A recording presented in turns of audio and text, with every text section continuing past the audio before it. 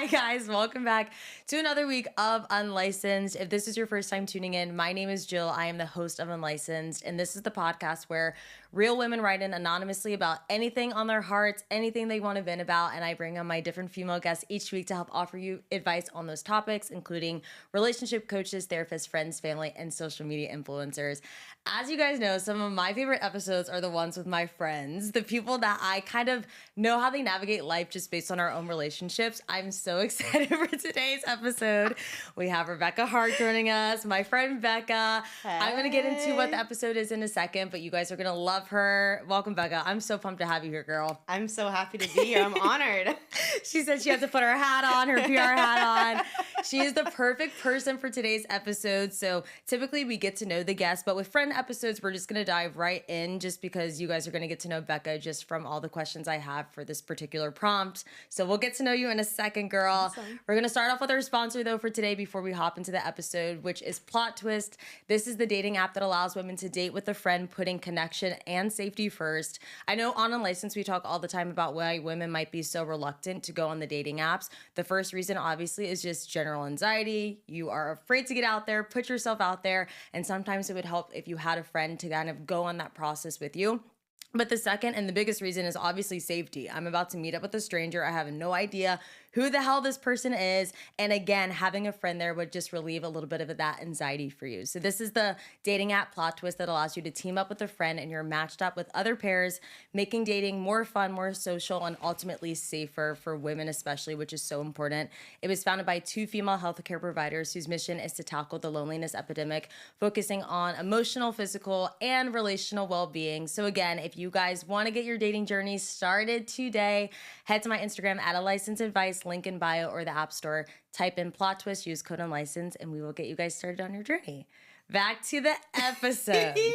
I'm super excited for today's episode, guys. We are talking about friendly competition in your relationships with your friends. We're talking about rivalries within your friendship if it turns a little more away from that friendliness to more of something that can be a little more toxic. And I obviously do not have this with Becca. This is not why I had her on the podcast today. However, she is in like a specific program that really relates to what this person wrote in today. And I think she can definitely resonate with what this person might be going through right now and have some really cool advice for how to get out of this situation too. So this person wrote in and they said, I'm currently in grad school and I have this friend who is really competitive and has a hard time being happy for other people when they succeed in school. She's really kind and caring most of the time, but I think the stress of school and overall competitive nature of my program really gets to her. When she's in this competitive mindset, she can be short with her friends and say really mean things. I'm almost finished with school, but sometimes the things she says can really get to me, and I also feel so conflicted because I kind of consider her a good friend. Do you have any advice on how to get through the last few months of school knowing she's likely going to be mean and bring on a negative competitive atmosphere to our friendship? And how am I supposed to be friends with this type of person after school? So let's get into the episode. Let's dive into some questions for you. Obviously, I want to start off by diving into how personal stressors in someone's life can really play a role into competition and competitive nature around friendships. This person mentioned, obviously, they're in grad school. You're currently working a 9 to 5. You are also in grad school. I have no idea how you freaking do it half the time. Can we talk about how you balance the two, being in school and being in grad school, and just handling and navigating the stressors within those two things? Oh my gosh, my favorite thing to talk about. It's a process. It is a process, and I'm a firm believer in balance, but I'm also a firm believer in being realistic. And there's only so many hours in a day, and each of my weeks look different. And some weeks, some things for my job is more of a priority. Other weeks, some things for school is more of a priority. And I think that as I've started my second year, realizing what I should be stressed about and what I shouldn't be stressed about has definitely helped me navigate that. And honestly, a routine, really getting into a routine and being okay saying no, not feeling guilty for saying no, and just understand that there's a light at the end of the tunnel. This is 3 years, 2027. I'm done. She's like, Not at the that I'm finish counting May line. 2027, and I'm done. Yeah, and just embracing this time of life that I'm in and just doing the best that I can and giving myself a lot of grace. And having a team of people that really support you is honestly one of the best things that really helps me balance. Like my coworkers and my job are super supportive in what I'm doing. Mm, I have the best friends, the best family. So yeah, so that definitely helps. yeah. But every week's different. Like as I said, I just kind of vibe. You're like, And I'm going with the flow of it all. I have no idea what I'm I'm doing. very much go with the flow. But keeping my routine has been very, very critical. Keeping my health and my fitness has been extremely important, at least in the past few months, Hmm. because that has literally kept me sane and kind of start my week to a positive note and everything. Yeah. So No, I yeah. love that. It seems like you have your routine in place. You have these things. You have your support system, which I think is the most important thing. Hmm. You mentioned, which I think is really important, that sometimes you have to say no. So that might be to plans. That might be obviously maybe not for deadlines, because if you have deadlines through work or through school, you can't necessarily push those back so much. But what advice would you have for someone in terms of learning how to say no? For my people pleasers listening in that are thinking, I have no idea how to say no to my friend who wants to hang out all the time. Have no idea how to advocate for myself so I'm not burnt out and running wild. How can people actually take that first step to saying no so they're not overly stressed? As a recovering people pleaser myself, it takes time and it takes boundaries and you implementing those boundaries Mhm. and really knowing yourself. And I'm a firm believer in that in the stage of life that you're in, and if you have to tell somebody no and they don't respect it, then they don't have your best interests at heart. 100%. And I can say that with certainty. Like, I've had friendships that have not ended, but you've had to create a little bit of distance because they don't understand where you are right now and like that your priorities are shifted. You have two very, very important things that you're balancing at all times, and your Yeah. brain is constantly consumed with those type of things. And if they don't respect that, they don't need to understand it because it's hard to understand because they're not, in your shoes. But if they don't respect it and support you through it, then that ain't your friend. That's fantastic advice, though. I think every person can think about a friendship or relationship where you've had to set a boundary of saying no, Hmm. and you can tell a lot from that person by how they react to it. I love how we're bringing up support systems right now because I think this plays a lot into stress. When you're stressed, do you ever take your stress out on a loved one, a family member, friend, anyone? Why do you choose that particular person to take that stress out on? I feel like for me, just thinking about this episode and thinking about how I handle stress, growing up, if I was really stressed about school or a friendship fight or something, my mom, she's not safe. Like she could breathe wrong and it's going down. Do you have that particular person that you typically tend to take your stress out on? And I feel like a lot of people, sometimes it is family. So I'm interested to hear what yours is. Oh, family 100%. 100%. And I think as awful as it sounds, you know that they're always going to be there, you know they're always going to love you. So it's easy to do it, Mm-hmm. but I'm very self-aware. So I'll get snappy, I'll get edgy, and then I always apologize. I feel like, hey, sorry, this X, Y, and D is going on. Like, didn't mean, like, please don't take it personally. I've gotten a lot better at not isolating myself, but when I do feel really, really stressed and really like I want to bite somebody's head off, like, taking a minute, breathing. Uh-huh. I do a lot of counting, and trying to, think through it a little bit before I answer like the simple text of, "Oh, what do you want for dinner tonight?" Or, "Oh, like how's your day going?" Uh-huh. But yeah, definitely mom and dad. I love you guys. I don't mean it when I do I it. love you, but oh yes, Yeah. they are definitely in the line of fire when It, when I'm stressed. For sure. I think it is because we know they're going to forgive us at the end of the day, Yeah. especially your parents. It's easy. And I love that you mentioned some of the mechanisms that you obviously use when you're stressed. You said you take a break, you count. Are you really counting to a certain number? Is that just like, I take my alone time? Or are you actually counting? Oh no, I count. Okay, tell me about that and where you learned that I'm a counter. device from. I actually don't really know where I learned it from. That's a really good question. Ever since I could remember, like when I get really upset or like I don't get angry often, but when a nerve is hit and I'm about to explode, um I start counting. I start counting to 10. Mhm. Then I kind of take and it kind of helps with my breathing as well. Um I counted 10. I counted 20. I've counted to If 200. I ever see you counting in a quarter, I know what's going down, you know sister. you know what's happening. I've counted to 200. You know, it really depends. Yeah. But that is a way, like a mechanism that I have adopted that has really helped calm my system. Like when I need to be calm and like, you know, take a beat, reassess the situation, kind of recenter your energy. As my manager at work always says, touch grass. Take a break, have a nap, eat a Yep. snack, and Yep. count to 200. Exactly. And touch some grass. I think that's really good advice. I sometimes have a little bit of a short fuse when it comes to particular triggers.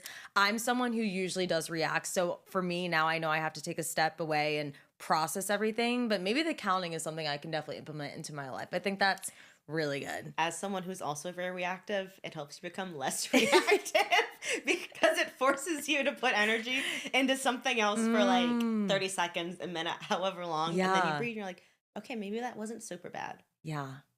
You're Maybe it could be distracting your really brain bad. almost. Yeah, Yeah. I think that's fantastic advice. I was going to ask you about different mechanisms people can use to handle stress. I think that's a good one. You mentioned working out, obviously being active and having an active lifestyle has kind of helped with you too. And what does working out and routine in like a physical sense mean for you in terms of handling stress too?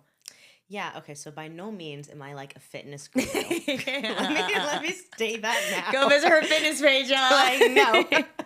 By no means. I enjoy working out. Do I love it? No. But I enjoy it and I know it's really good for me. Right. And I'm finding things that I like to do. But I'm a big hot girl walker. Like when I am stressed, that is one thing. Like I'll even do girl walks like during the workday for 15 minutes if I just need a break and to kind of disconnect for a second. I feel like that calms my mind, soothes my body. I'm working off a little bit of a sweat. Yeah. So I love that. And then bar, Pilates, all the usual things. The group classes. Yeah, the group classes. Because Yeah. then I am competitive. So me being next to somebody else that could be, you know, significantly older than me, and I'm like, oh, damn, Rebecca. You should be more fit, but you're not. Yeah, that also really helps. I think that's good. Obviously, today we're talking a lot about friendly competition, and you brought up a really good point that I wanted to cover on, and that's motivation, right? Yes. I think sometimes friendly competition can be really healthy for someone because it does intrinsically motivate you to do better in your own life. Can you name an example of when you had a friend that was doing something, leveling up in some way, and it motivated you to do better in your own life?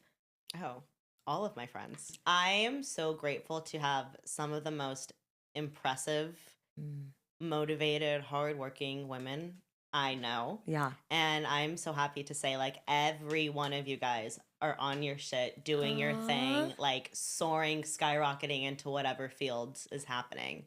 And honestly, that literally motivates me because I don't want to get left behind. You're like, I gotta level up too. I don't want FOMO. But I think it was especially in the grad school sense. We were all, a lot of like the girls I went to college with, we were all applying around the same time. So it was kind of, we were all in the trenches together, are all graduating around the same time.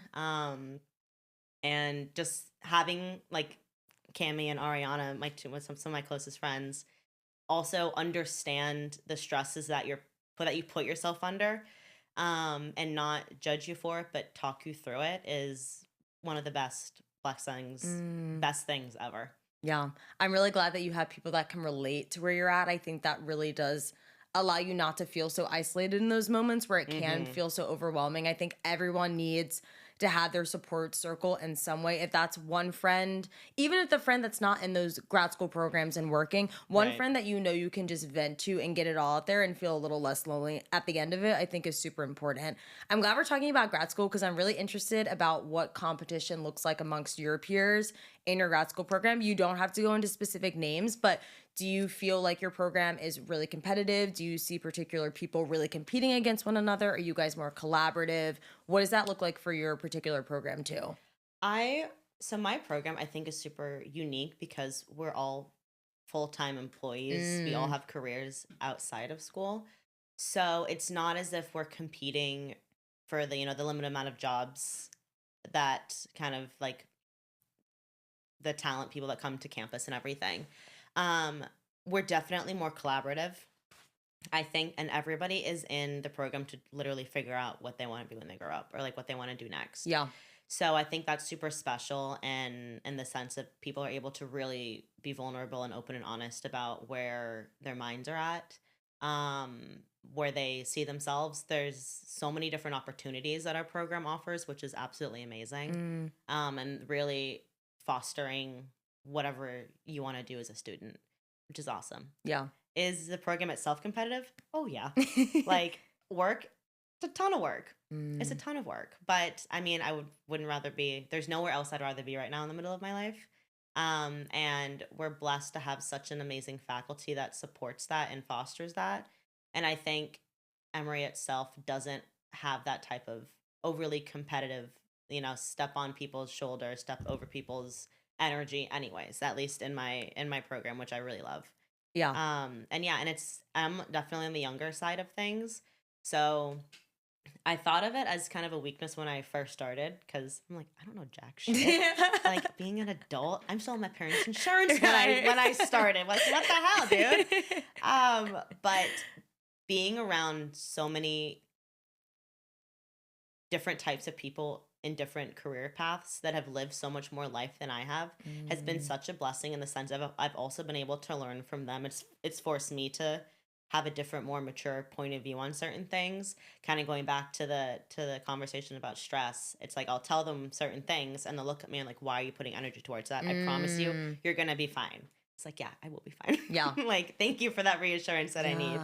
Yeah. But definitely a very much so collaborative, supportive environment. I love that you guys have that because I know so many people that are in programs where it's so competitive against one another, almost to the point where you feel like you can't really trust your peers. You can't Yeah. really trust sometimes your professors in that sense. I love how you mentioned how your professors and the faculty and the systems that Emory has really creates this really healthy environment for you guys. We know so many schools though, and sometimes for people that's like elementary school, middle Mm-hmm. school, high school, college too, where your faculty, your staff, your professors can really create a very competitive environment against one another that may not be that may not be super healthy. Can we talk about how we think teachers or professors really play a role into the competitive nature, maybe in an unhealthy way? And if you've ever had an experience like that, I would love to hear that. But if you want to just talk generally too, that would Right. be great. My high school was one of the most Mm, competitive environments. Oh really? my I don't think gosh, we've talked about yes. Oh this. my gosh, yes. I'm so grateful for the opportunity to have gone there. It has definitely pushed me, given me the drive, the motivation, the work ethic that I have right now, which I will always be appreciative of it. Yeah. Um, but yeah, girl, it wasn't really so much what they did. It was just this environment that they fostered and this level of eliteness, which is great, Mm, but you kind of always have that in the back of your mind and you see from how they structured the classes to who got into those classes, like it was very difficult to get into an AP class. Like you had to go through multiple um not challenges, but like you had to fight to be put into like an what? yes, girl. Yes. Like things like that. Oh my God. So that probably prompted my competitive You're like, nature. this is what made That me a little crazy. that definitely did. Definitely did.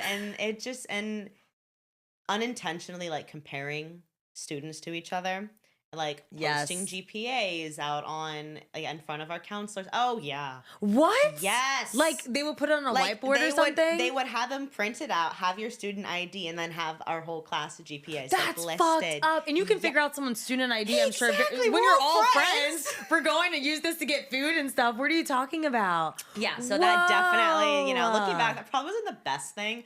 I don't know how they do it now. Ooh. But that definitely, didn't help anything. Yeah. Um, yeah, I was like, oh my God, I can breathe. You're like, no I'm like, student ID I'm like, GPAs on the what? board right before lunch? What? Wow. Girl, that's pretty intense. I would Yeah. say my high school was pretty competitive where teachers, I think we saw it most in the structure of classes, definitely. Yeah. It was very obvious who the high achieving, like successful quotation, like students were in comparison to a student that might have like a learning disability or Mm-hmm. difficulty and they might be placed in a lower class. But in terms of that and outside of college and us being really competitive around like college admission time, that's a different level of something that I've never heard before. Oh, That's yeah. fascinating. What Oh, yeah. environments, obviously we're talking about like a school environment. What environments do you feel like women tend to naturally compete the most in with their friends? Do you feel like Ooh. professionally? Do you feel like in an education, especially like when you're growing up with these people? Do you think more in social settings? Maybe if that's like in a bar on a Saturday night and you guys see a hot guy and you're like, who's gonna get Ooh. him? Or even within a friend group where you guys want the highest status within that group. What environment do you feel like women typically compete in the most and why? I think being a woman right now is very interesting because there's, I think, such a level of motivation that have overcome women. Mm, And I would say that we're in an environment where it's definitely girls supporting girls. So I don't know if I chalk it up to like the professional setting where there's as much competition. Um, but I definitely think in a social setting. Yeah. we see that a lot. We I see that a lot. feel. We've seen that a lot.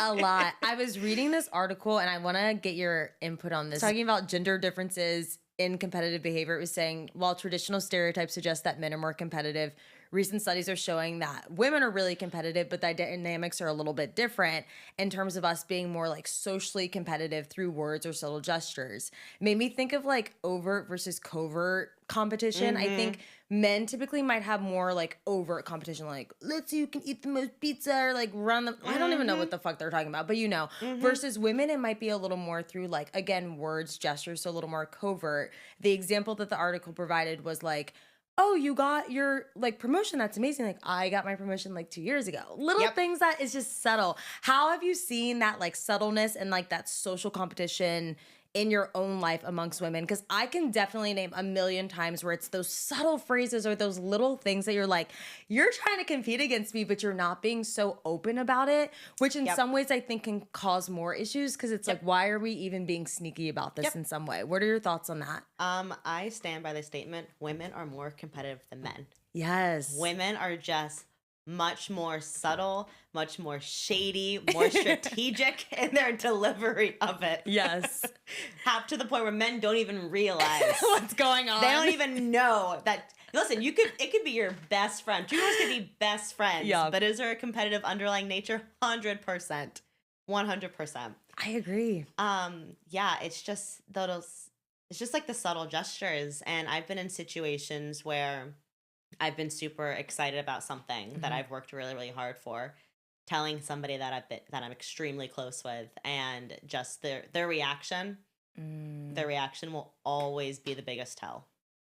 Is it you trusting like your intuition within that, or you just see the energy of how they're reacting to Oh, it? Or it's like see. over the top so much they're, oh my God, they're like, okay, bro, it was exciting, but we're like, it wasn't that crazy. Come on now. What does that look Um, like? Definitely the energy shift. It's the Mm. energy shift, and it's been the, oh well, this is probably the underlying reason for that. Like trying to piece together like a puzzle and give you some sort of justification as of why, which I Ooh. No. hate that. Yeah. But oh yeah.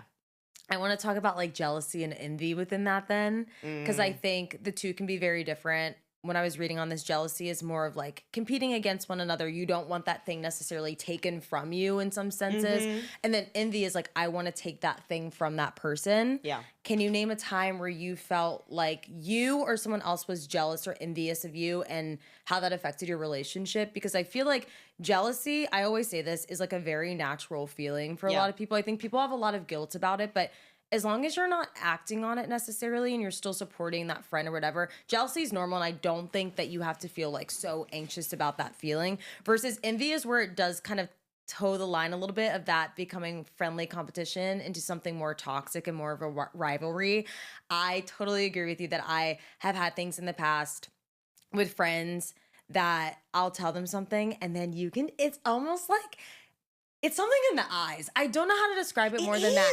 It's It's Listen, something the in eyes the are the eyes. path Never to lies somebody's the soul. I swear by that. Yes. And it's Always like you in the can eyes. just tell. It's like the shift in their eyes. Yep. You're like, your smile is saying something so different Yep. than your eyes. So I always lean on my intuition. Do you have any examples or anything that you can share? And this doesn't have to be someone you're friends with now. Right. This can be someone from years ago that would never Right. listen to this episode because they're jealous of you and they don't follow you on Instagram, whatever. But I'm really interested of like, if you can share more about that, because I think a lot of women have felt this way before and they don't really know how to like tangibly be like, oh, this is actually what's happening with me too. Well, your gut never lies to you. Your gut will never lie to you. Never. And a woman's gut is her biggest superpower. Because my dad has always said, a woman's gut is always right. He's like, I can't explain it. I don't understand it. I'm not a woman. But anytime your mother's had a gut feeling about something, 99% of the time, she has been correct about Yes. it. Yeah. This has happened to me in a few different ways. So, and I would probably say the top 3 ways this has happened to me. Okay. So number 1 is whenever somebody is always hyping you up, but when something really, really good happens to you, their energy completely shifts and they bring you down to like their level. That is one of the hardest things because I feel like you blatantly see that happen. And one minute they're so supportive, they're on your side, X, Y, and Z. And then when it happens and it's something that they've known you've been working towards for such a long time, energy completely is not there. Yeah. And you don't get the excitement that you were hoping for. And when you've given them that same excitement in the past over certain things. Yeah, that's the first way. Second time I've seen it is when somebody is kind of the overly excited for you, but it kind of turns into them trying to convince themselves that they're happy for you. Oh, I know what you're talking about. And it's like you don't know if it's genuine for you or if it's more of them helping themselves and like trying to justify and trying to help themselves be okay. And I think that is an action that you have to really know the person to really be able to catch on to that. But once you kind of catch on to it, then I feel you're always questioning and kind of those actions on how they move about certain things, and whenever you tell them about things that you're really excited about, their reactions and engagement and everything. I think that's definitely happened to me a few times. And then honestly the last thing that I've really felt that is just the old school just jealous bitch. Like there's nothing subtle about this. Like they're just not happy for you whatsoever. There's nothing subtle about it, and you can tell. Yeah. And you just when that happened, you just have to stay true to yourself and just move at your own pace and realize, look, not everyone's going to be happy for you, and that is A-okay. You're not in charge of anybody else but yourself. When you're realizing these things about your friends, right? You're like, okay, I love this person, but I can just tell that they're not happy for me. How are you taking steps to holding them accountable? Are you someone that's had to hold a friend accountable in the past? Or are you someone that just ignores that? Because to be fully honest, this is why I have this podcast, because I'm someone that truly cannot give advice on half of these things, because I couldn't tell you how to hold a friend accountable, because the one time I tried, it blew up in my face. And the other times I'm like, I'm just gonna like keep this shit to myself. I'm such a people pleaser. It's something that I've worked more in the last couple years of like bringing up things to my friends if they ever hurt my feelings, and I'm like stressed about it for a week. And then they're like, oh my God, dude, sorry. And I'm like, oh, well, that was easy as fuck. Like that wasn't that bad. How can you take steps to hold a friend accountable if you've ever done that? And you can be totally transparent if you're like, girl, I struggle with that too. I don't fucking know. I am, for someone with such an avoidant personality issue, I'm like, I'm so bad at it. I'm getting better at it, but holy, I'm awful. She's like, I don't fucking know, man. I've gotten better because I think that if they're truly your friend, they will listen to you, respect you, and you will work it out. That's so true. Because I've been in that same situation where have thought people have been my friends and expressed how I feel about certain things and just have completely gotten gaslit, completely not seen, not heard, nothing. You feel And stupid for even bringing you feel it up. stupid. In my case, you end up apologizing when you shouldn't even be apologizing. You just do it to keep the peace because you don't even want to deal with it anymore. Yeah. Which is not good because then all of that does is sits in your body and makes you even more angry, and you have more resentment, and you're pissed off all the time, and vibes are not good. And you're just trying to constantly suppress it. Yeah. But it's something I'm working on. And in my 3 years of therapy, we love it. Something I'm learning to still be okay with is it is okay to make other people feel uncomfortable, especially if that person makes you feel uncomfortable. Oh, I love that, If they're Becca. going out of their way to hurt your feelings, you should not be afraid to stand your ground, to advocate for yourself. And if their feelings get hurt, so what? They hurt your feelings. And that is okay. That's And really not feel guilty for it. Yeah. Or try to wordsmith it or frame it in a way that, you try to soften the blow. If they hurt your feelings and if they made you upset, you need to tell them, because it's gonna help you more. It's gonna help them 100%. at the end of the day. And I've been trying to, the times I have, expressed to very, very close friends of mine how I'm feeling about certain things, nothing but a positive experience. Yeah. I've gotten, oh my gosh, I'm so sorry. I didn't realize this is what was going on. It's not an excuse, but just wanted to let you know, but I'm so sorry. Like that's all you really want to hear at the end of the day from somebody that you love and you care about. Yeah. I'm sorry. Yeah. I think that's really good advice of how to approach a friend. And like, in that sense, we're talking about like the positives that might come out of it. In this situation, let's pretend this person approaches their friend. She does exactly what we just said, which would be helpful in terms of like having that openness with their friend. And that person gaslights them. They would never be like, you're stupid. But as someone like, oh, that's like not what I meant. Like, you shouldn't feel that way. Little things like that, Right. that again, that you're just questioning your own sanity about the whole situation. Why do you feel like women, because you mentioned the guilt factor, feel so guilty about wanting to create that distance with a friend? Do you feel like we're just naturally more loyal people in general, that it's hard 100%. to break away from that? Because I feel like guys, when they have an issue with a guy, they're like, fuck that guy, I don't need to talk to him. They're genuinely fine. I'm like, y'all were friends for like 15 years. Like, It's like, what? but men also don't be talking about like their emotions and shit. So maybe it's easier for them to get over Yeah, it. literally. Why do you feel like women struggle more wanting to have distance with a friend that's not treating them well, and wanting to create distance in terms of maybe that eventually leading to a friendship breakup? Right. Because we're natural nurturers, and we have a lot of love, and we love out loud a lot of the time. Yeah. Which I feel a lot of men don't do in their friendships as much. And it's when you have somebody in your life, especially, what I've learned is just because you have so many experiences with this person, friendships change and friendships evolve. And that is natural. That is how life goes. Yeah. And just because, you have all these memories together, and just because you had all these great times together, doesn't cancel out the bad times and the times that they really hurt your feelings, the times that you've tried to come to them with certain things and they've completely dismissed you, gaslit you, and everything. And I think with women, we have like such a sisterhood like approach to friendship, and we're so oftentimes way more forgiving than we need to be. Yes. Way more forgiving than we need to be, and justifying someone else's actions. Oh, they're going through this was happening.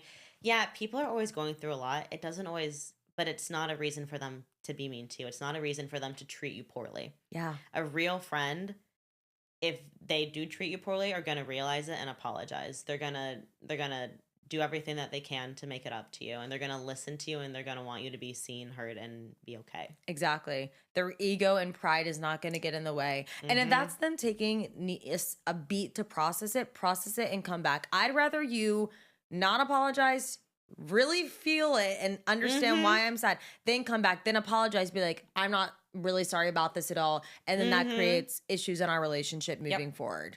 Yep. I'd rather much have that. Obviously, we're talking about like a lot of negatives that come out of friendly competition. And I'm really glad that we've dove into that, because it is important for people to realize the difference between friendly competition and then more of like a toxic rivalry, right? I'm going to say, based on this prompt, this is giving more of a toxic rivalry with this person. This person's 100%. being mean. They're not feeling good when they leave these relationships. What are some signs people can look out for, do you feel like, so they can distinguish the difference between friendly competition versus a friendship rivalry of, man, this is actually a little harmful to my mental health in that Yeah. state. Um, as a competitive person, like eldest daughter, immigrant family, I feel like you're just, born with that type of mentality. And I know, and I would fight against my competitive side for a really long time, but now I embrace it because in just the area that I'm in life, it's kind of a strength. It keeps me, Aw. it keeps moving, keeps moving and grooving. Yeah. But when that starts to really have issues within a friendship, that's when, yeah, as you said, the mental health goes into the toilet. It becomes very, very difficult.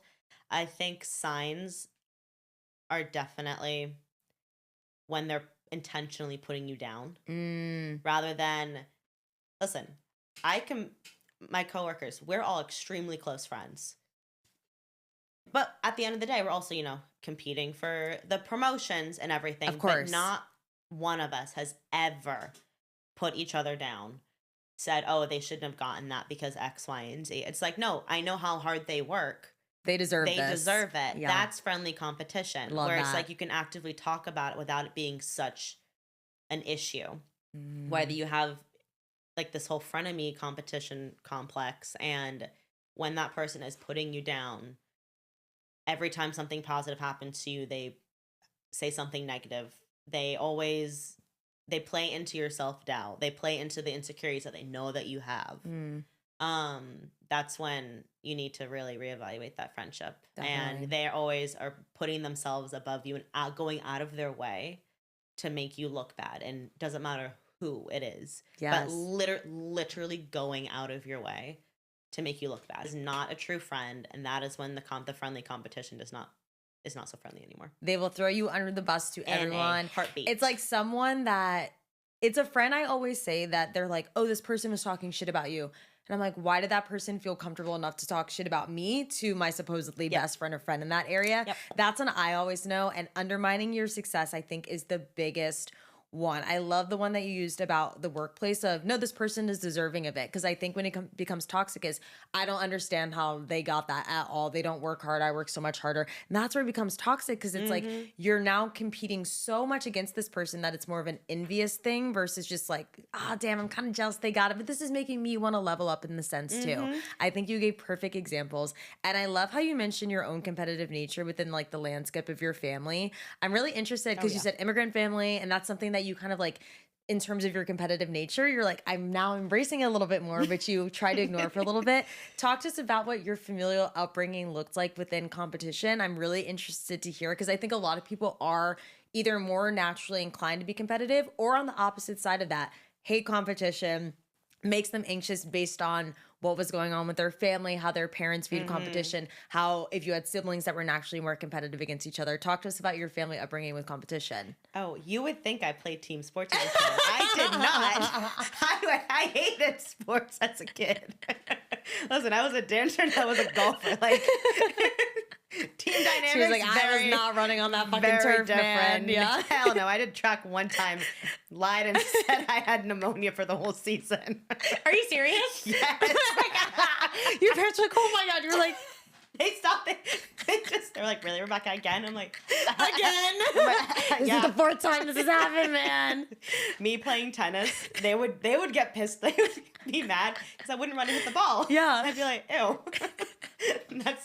That's out, Rebecca. The ball was in. Oh, whoops. You're like, I could give less of a fuck, man. I don't care. I do not care. Being from an immigrant family, it is I love it because I have one big, crazy, insane, beautiful family. But you always have this pressure of, I came to America. I came here to give you and your brother a better life. Like I didn't have all the opportunities and the luxuries and things that you have right now. And it's not a bad thing. I use it as it's part of my motivation. But like my mom came to America when she was 17 and had to navigate a lot of it. I didn't know that. She had to navigate a lot of it on her own. And her and my dad, my dad was born here. He definitely went from a 0 to 100 type of way because he worked for everything he got. Wow. Nothing ever came easy to the two of them. They are resilient. They push through, which is probably why my brother and I have such a competitive nature now. Yeah. Because competition literally got them to where they were today. And not being so afraid and just going for it. And, having those hard conversations, making those difficult choices that they had to do. Yeah. And I can say this for a lot of my cousins. It's something that we obviously talk about and we bond about because all of our parents weren't born here and kind of coming to America and really embracing and overachieving on the American dream that it once was 30, 40 years ago. Yeah. Yeah, that definitely. And just always wanting to make them proud that's also a big part, I think, of my competitive nature and just wanting to do the best that I can and be the best that I can. Because my parents, they never, I mean, obviously they want my brother and I, to be super successful, but they would rather us be the best that we can in something and be happy than to half-ass something and be basic or be average. Like, I don't want to be average. Being average is one of my biggest fears. I think you're on this planet one time, you have one life to live. Like, literally live it to the fullest. And my brother wanted to be a musician. Okay, be a musician. Then get yourself into the best schools, get yourself into the best programs. And I'm so proud of him. That is exactly what he's done.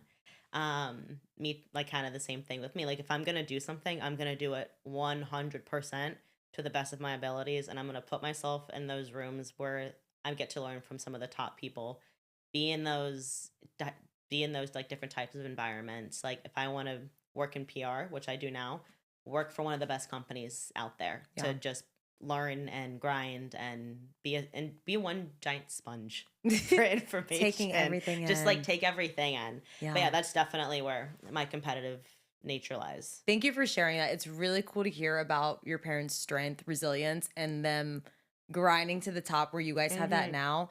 I love what you mentioned about the average point. I think that's really important because a lot of people don't have that mindset, girl. Like, a lot of people are like, I don't really need to be the best at everything. I'm kind of cool with chilling. Do you feel like in that sense you compete almost in itself, like against yourself a lot? Like, you have your own internal metrics that you're like, I don't care what anybody else is even doing within this. Like, this is me. And if so, because you just mentioned yes too, if you feel like you put an enormous amount of pressure on yourself for that. Oh, every day. I am my biggest op.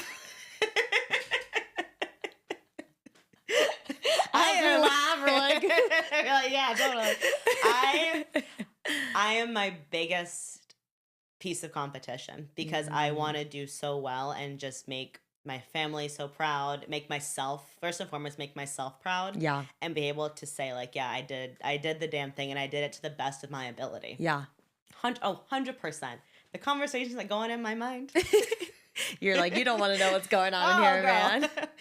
Oh, girl. But with that, I've had to teach myself how to be graceful and how to breathe, hence my counting. Yeah. And how to, not increase, but have patience. Because, yeah, of course I want to be super successful. But, like, do I want to do that tomorrow? Hell yeah. Like, if I could wake up and be exactly where I want to be, are you kidding me? In a heartbeat. I don't need the grind of it for 10 years to get there, man. Absolutely. Yeah. But you need that period for you to grow within yourself, to learn, to make the mistakes. Mistakes aren't bad. Like, I regret nothing. Okay, I don't regret 89% of things. 98% of things. That 2% we won't talk about 2%, today. Yeah, we don't want to go into that. But yeah, for sure. I am my biggest competition. I'm my biggest supporter, but I also can be my biggest doubter. Yeah. And I've been really working hard at not being the doubter side. Yeah. And when I, make mistakes, just giving myself the grace and realizing it's okay. No one really cares. Like, you're doing the best that you can. You're doing the best that you can. I know when I'm not doing the best that I can, and I can feel it, and I hate that feeling. And yeah, that's one of my worst feelings is knowing that I could have done better at something. I hate it. And yeah, I'm just reminding myself that it's all gonna be okay. Yeah. And you're gonna get to where you're supposed to be.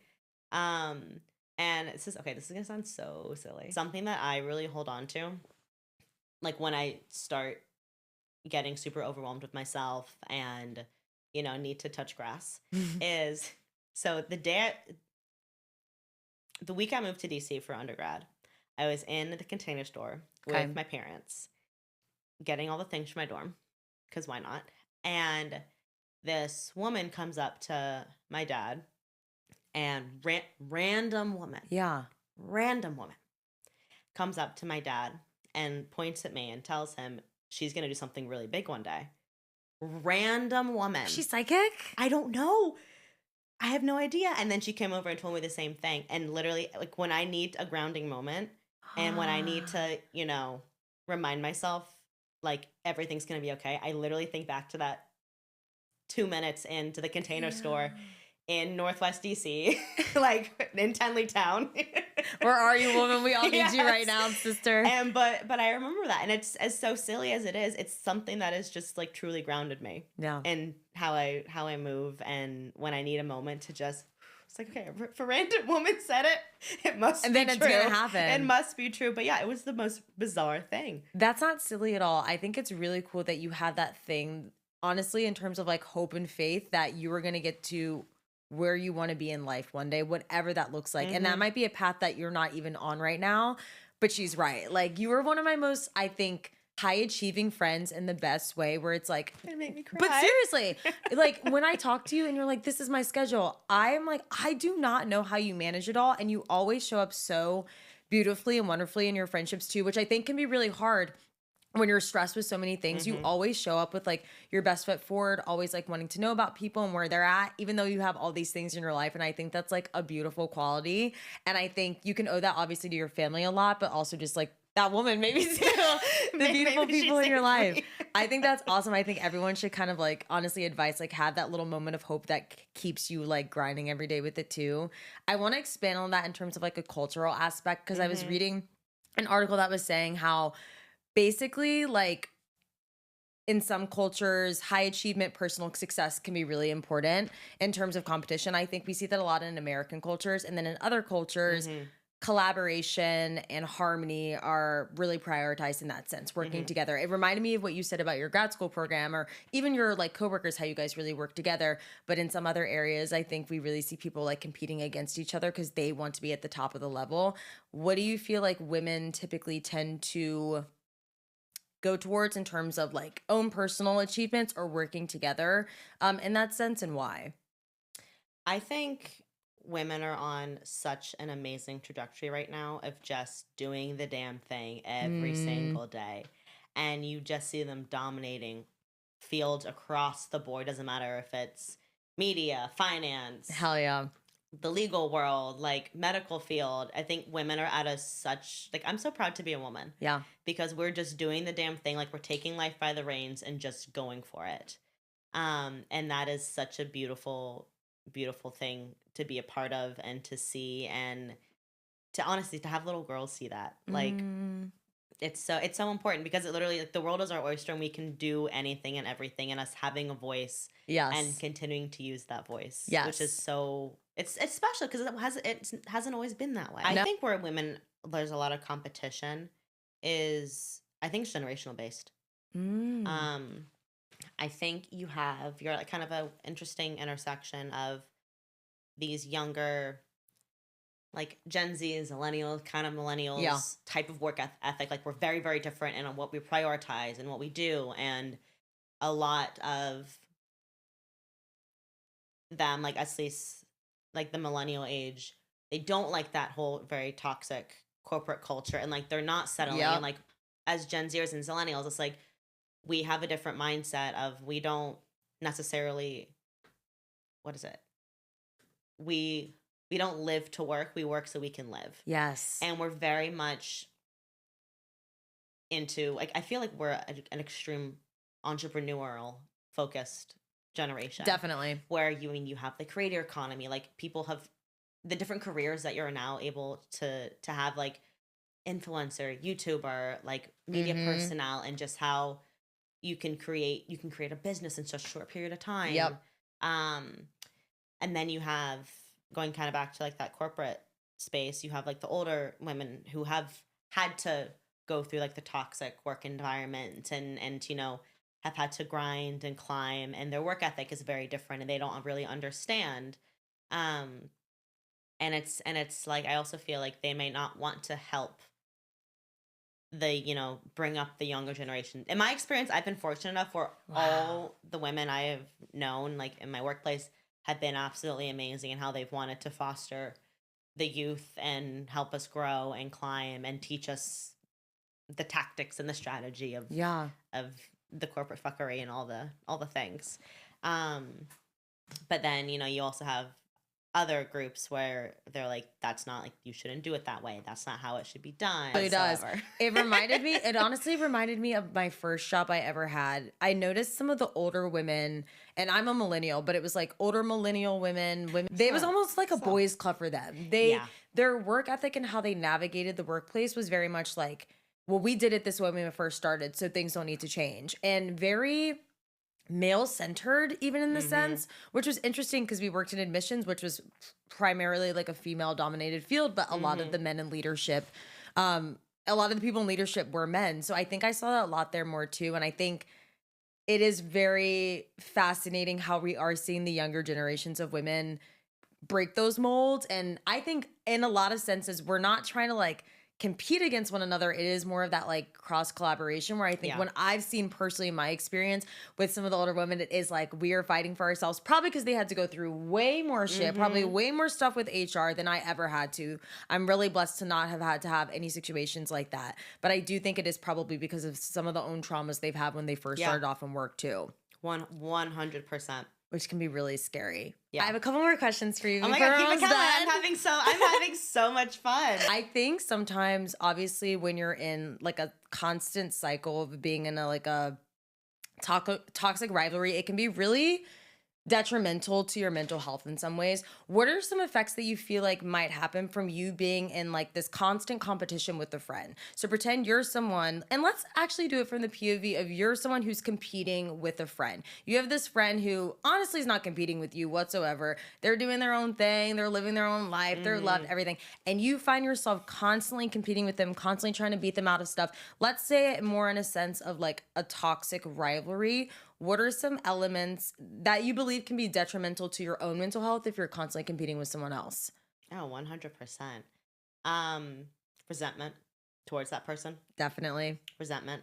That's not justified, or you don't really know why. Mm, Um, I think you become even more critical of yourself, and you don't move in the same way that's true to who you are.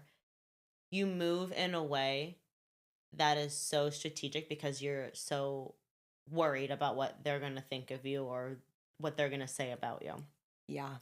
Um, I think that's in itself need, like as I said, i- your life is your life. Like you don't live your life for anybody else. Um, what else? Because this has happened to me a few times. Um, it's hard to be happy for them, which is a horrible, horrible, horrible thing to say.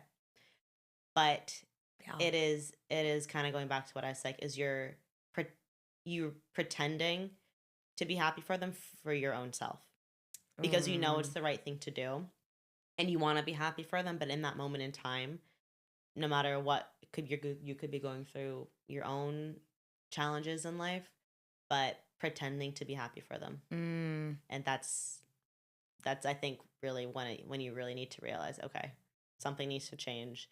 This is like a one-sided beef. Like you need to get over it. The one-sided beef The too is one-sided like beef. we can't be Oh, having that, we man. That yeah. person's not even looking your way. Exactly. Like they're living their life. You need to go and focus and live your life. Yeah. Those are beautiful examples. The not happy for them really, really hit close because I think that is such a bad feeling where outwardly and appearance wise, you know that you have to like fake this thing, but you're Exactly. just not happy for that person. And it comes down to obviously you need to look within because this is a very exciting thing for someone that you love. Mm-hmm. What's really going on that you can't feel happy for them? And I think with one sided beef, that can really lead to a lot of hot and cold behavior that you might Oh have for yeah. someone. I want to talk about hot and cold relationships Oh really yeah. quick because I think this is what's happening in the prompt too. This person is saying, their friend's really caring and kind and someone they consider a really good friend. And then when the stress and the competitive nature of the program becomes something within that, they pretty much changed into this completely different person. Can you name a time that you were in a situation with someone who was hot and cold? This can be romantic, this can be platonic, this can be like familial, whatever, and how it really affected your mental well-being and state. Because I think most women have dealt with this in more of in a romantic sense. We've all had a hot and cold friend, but I Yeah. know for a fact every woman, especially like with the situationship, has dealt with a hot and cold like romantic partner. I'm thinking I about wish this that like upon we all nobody. know it. It's like Nobody is the the worst. person that you're like one day they're up your ass and you're like everyone's like you guys are so cute and you're like thank you, and then the Ugh. next time you see them they ignore you and ignore your existence. They don't speak to you, and it really makes you question your own sanity. You question your own worth. You're trying to think of ways how you can validate yourself with this person because you want their approval. You feel insane. Can you name a time that happened with you, how you really navigated that, and how it affected you negatively too? Yeah, it sends me into a spiral of anxiety. Like flat out. I can't speak for anybody else, but I get so anxious. And because I also think hot and cold, it's a manipulation tactic. Yes. It is 100% a manipulation tactic. It is a way for them to keep you like in their corner, like just enough. Um, but yeah, I was in a state where every move I made, and it was never anything bad, but just any move I made, I was so worried about what they were gonna think, what they were gonna say. Like, oh my gosh, am I doing this right? Like, I can't live my own life happily because there's this pending question in the back of my mind of, oh my gosh, they're gonna be upset. Oh. I'm not gonna please them. Going back to being a people pleaser, Yeah. and it just would drive me to a point where I would completely spiral, like rashes, hives, hair will start falling out, like, and that's one would think that would be an indicator that Maybe that's not it. maybe this isn't really serving you as much as it used to be anymore.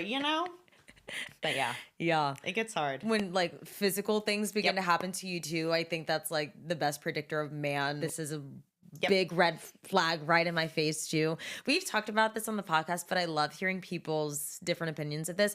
Why do you feel like women, particularly within romantic relationships or friendships, ignore red flags? And how can we begin to take off those blinders and approach and see those red flags for what they are? So why do we do it? And how can we change that behavior? One word. Love. Becca! One word. One word. I think as women, whether it's a romantic partner or somebody that a friendship or somebody you just genuinely care for, love do make you blind. And it's a sad truth. But I think because when you love somebody so much, you want to show up the best that you can for them. And when you know they're going through a hard time, Mm, you making excuses for things you might not need to make excuses for, and you justifying poor actions. yeah. Um, and it gets really, really difficult because it's kind of becomes a matter of, okay, when do I stop?